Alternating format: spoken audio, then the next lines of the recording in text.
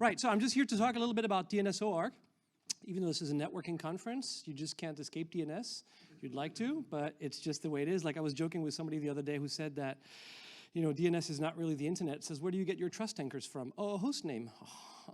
Anyway, so I'm going to talk about DNS-OARC, which is the organization which I've been working for a few months. And tell you a little bit more about it.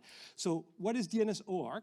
It is the DNS Operations Analysis and Research Center, and a hard to pronounce name. And this is a project that started about 20 years ago at the ISC, Internet Software Consortium.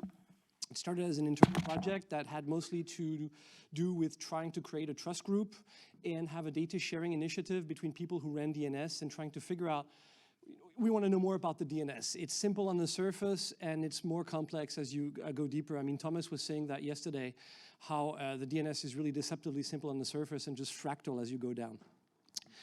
Since 2008, it's been in or 2010, it's a non-profit organization.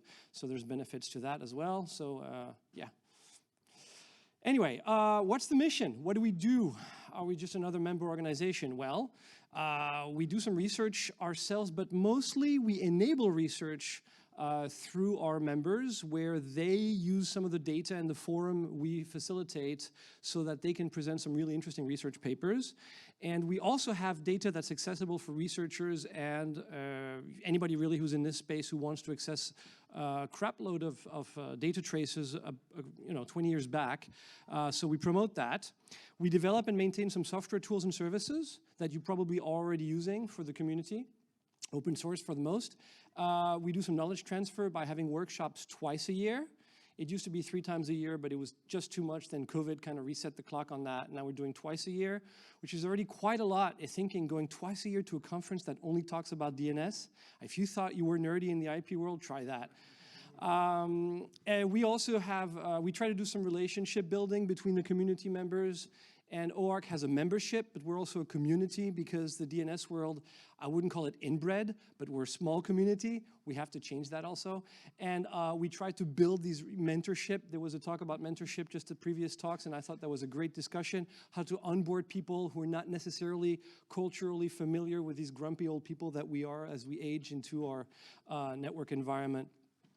And then finally, increase public awareness of the DNS significance because, it's always the DNS. So we have members, across the entire industry. We target 3 really general categories: operators, CCTLD registries, and registrars. Operators can be, of course, large network operators, but also the DNS folks. Researchers and universities, and developers. Most of the DNS developers are OARC members and participate on our chat platform and mailing lists. Data and research, we've got nearly a petabyte of data at this point. It's very impressive. It's also super badly organized, and we're working on that. And it's a large Ceph cluster, and it's got PCAPs going back all the way from when the dinosaurs roamed the earth. There's a great opportunity for researchers and vendors to test stuff and just access some data sets that you may not find anywhere else. And this is the place to share data after there's been a kind of storm on the internet, when there's postmortems, or in some cases, coordination for vulnerabilities across DNS implementations or protocol like Keytrap a few weeks ago. That kind of collaboration happens on private channels, often within the DNS-OARC forum, because this is the one place that's trusted and neutral. Tools and services, some of you might have already have, one of the screenshots didn't make it, never mind, not important. We maintain a number of tools. One of them is DSC for instrumenting your DNS. Great talk from Thomas yesterday about doing it with Prometheus. I was saying there are several angles. Your DNS, you want to measure the resources, you want to measure the service, you also want to see what the traffic is. NetFlow won't cut it. You want to know, why am I suddenly seeing a lot of quad A queries? Why is TC bit suddenly sent for all the queries coming from this peer, and so on.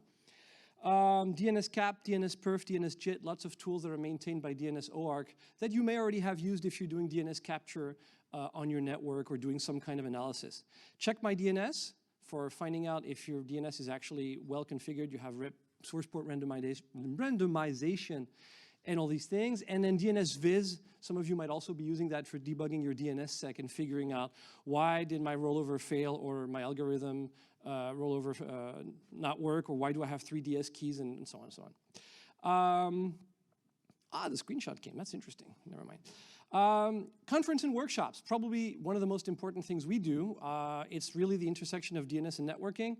And we learn really cool stuff. It's well attended from people from both worlds. You'll find out stuff like DNS isn't ready for IPv version 6. You thought so, but no. It's like no matter what we set eDNS and buffer sizes at, there's always going to be something that hits, packet too large. And this is where you find out that people still filter ICMPv6. We've got a really great study from one of the recent workshops where people found out even when your TTL is expired, applications will cache stuff for much longer than they should, and it causes problems, surprisingly, when you're trying to do GSLB and CDNs and stuff like that. Does anybody have an idea which vendor that sells routers with a logo that looks like the San Francisco Bridge, oh crap, has 82 TXT records on their zone apex? Yes, that's 4,400 bytes returned, and they do that with TC = 1, which means that you don't even get an answer in the UDP packet, which causes really strange stuff across some vendors. Zone transfer does not scale across millions of zones, unfortunately.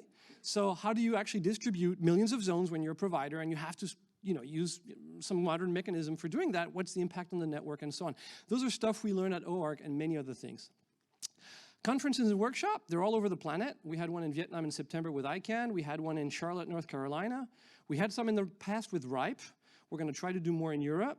And the next one is going to be in, we don't know because ICANN hasn't told us yet. But we try to co-locate with large events like DKNOG and so on. And hopefully, we're going to do it again in Europe because I live in Europe. I like to do less traveling.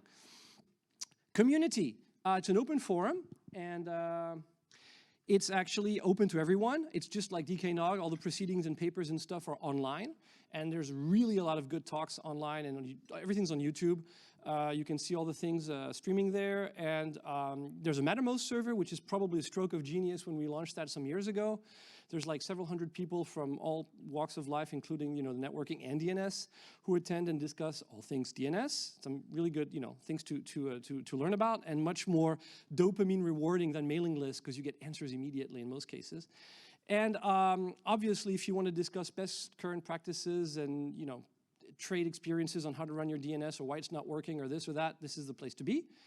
And this is all public. And then there's a private side of it, and this is the membership aspect of OARC, which I haven't gotten into, but if you want to pay money to OARC, you get access to additional services, and you're actually subsidizing the community and making this sustainable because we're a nonprofit.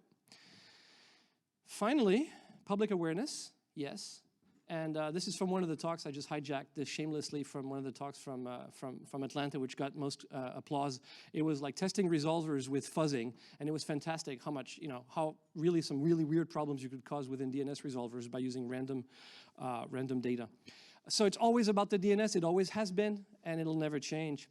OARC Future. We want to make the data more easily available to researchers by having open collaboration. And if anybody here is like a PhD student that's on the street, doesn't know what to do, send them our way.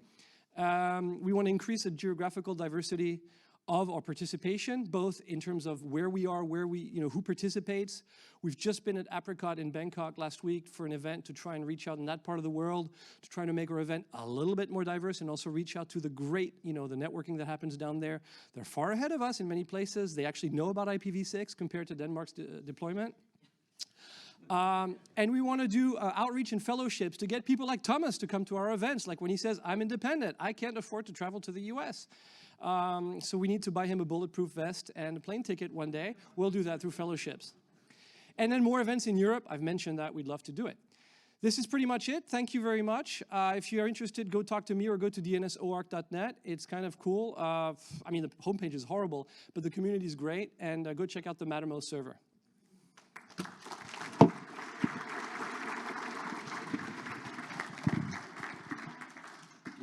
Since we set Phil to speak at 1.5 speed, we actually have time for questions. I had to make up for the previous.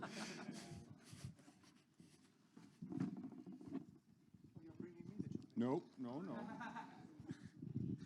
So are there pictures of cats on the chat? What? Are there pictures of cats on the chat? There can be. There is an off-topic channel, and people put pictures of cats. Actually, to be honest, I don't have a browser here, but if you go to DNS-OARC Medium page, we have a blog. Our lead developer, Jerry Lundstrom, he's actually, every time he makes a software update, there's a picture of the cat at the top. Also dogs, but mostly cats. Do you follow Taylor Swift? Personally, And who did you root for in the Super Bowl? oh God, I'm happy for the relevant questions here. I have 2 minutes left. I can't answer that within 2 minutes. I'm sorry. Kansas City's Chiefs, of course. Thank you, Phil. Thank you very much.